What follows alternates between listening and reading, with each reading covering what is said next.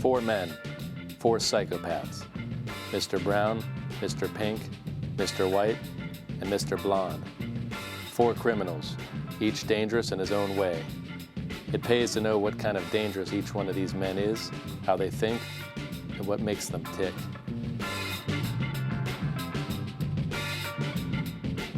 Mr. Brown. He's a nobody and most likely has always been a nobody. He was probably the kind of kid who got beaten up when he wasn't being ignored. He would have had a poor relationship with his father, the kind of father who would take out his aggression on him if he dared get near him. If he wasn't within hitting range, his father would be sure to rain down insults on him. His mother was likely very ineffectual. She would have suffered abuse from the father and been able to do little to protect her son.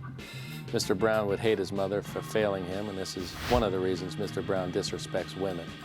As a child, Mr. Brown might have sought the attention of older boys to fill the empty hole left by his useless father.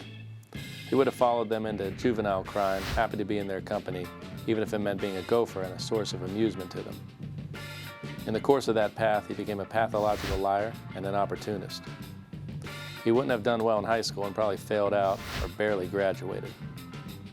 Most likely, Mr. Brown has a juvenile record of crap crimes, stuff he did for and with his criminal buddies: shoplifting, vandalism, selling dope, and breaking into cars.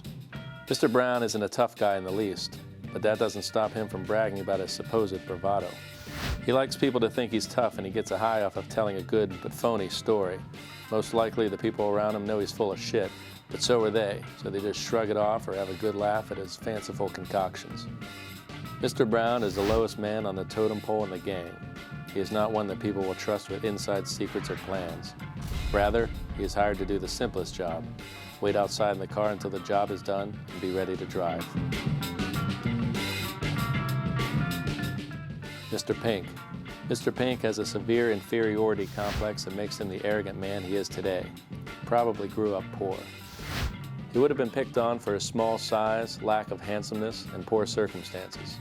He has some insight into African American culture, which means he probably grew up a poor white in an ethnically mixed neighborhood. Mr. Pink is an intelligent man, though. He likely finished high school because he is a quick learner. He's probably a very capable student. However, even though he would have had the ability to go to college, Mr. Pink would not have had the temperament, funding, or encouragement to go. Mr. Pink no doubt entered a life of crime because he needed the money and he liked the independence. He most likely has never had legal employment since the day he went criminal. Mr. Pink does not have any qualms about committing crimes because he feels no obligation to society he labels as corrupt and unfair.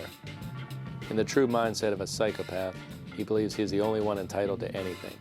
He will only give something to get something, and he isn't into charity work.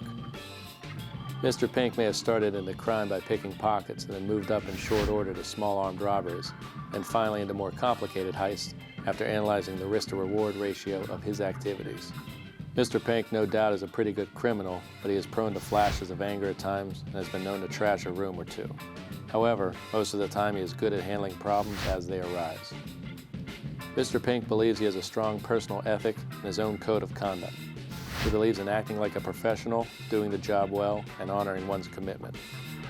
While bosses don't like Mr. Pink personally, he is one to trust to get the job done and do it as well as possible. He is smarter than most criminals, but he will never be a leader because he lacks people skills.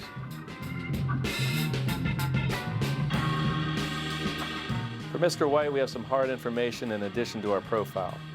We know that his real name is Lawrence Dimmick, and his origins are from the Milwaukee, Wisconsin area. It's important to realize that Mr. White isn't as nice as he pretends to be. In fact, he's a cold-blooded psychopath. What you may see as empathy for another human being is nothing but an expression of his own needs. He probably grew up in a rough neighborhood, possibly in foster care homes after the divorce of his parents.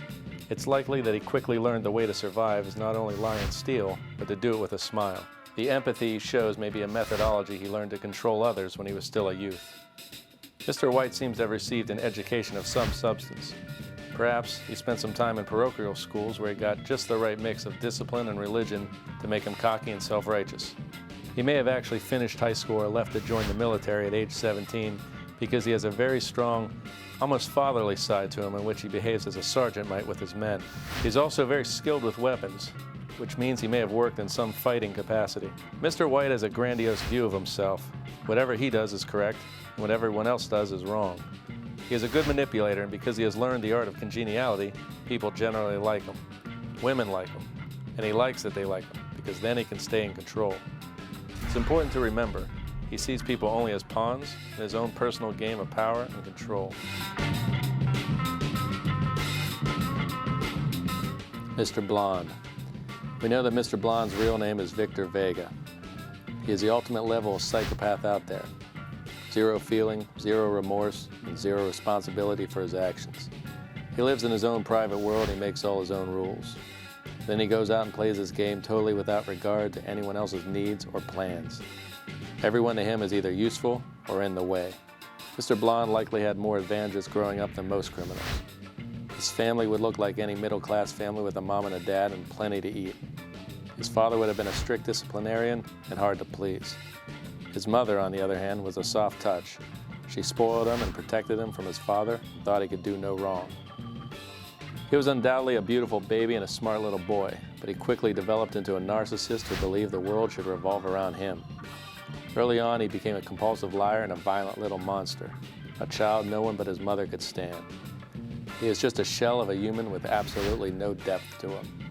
In order to manipulate and interact with others, he would have eventually learned how to act like other people, at least creating a good enough imitation of a normal person not to immediately set off warning bells. Mr. Blonde is a sadistic psychopath and likely a sexual psychopath as well. Rape and deviant sex acts are enjoyable ways for violent, sadistic psychopaths to torture someone. He's confident and skillful in his methods of eliciting pain and torture. It's probably a talent that he's honed to an art form after successive victims. It's also interesting to note that Mr. Blonde has a totally flat effect, as nothing upsets him. In fact, he finds almost everything amusing. The chink in his armor is to make him realize that he's not the one in control. Mr. Blonde is a poster boy for psychopathic personalities.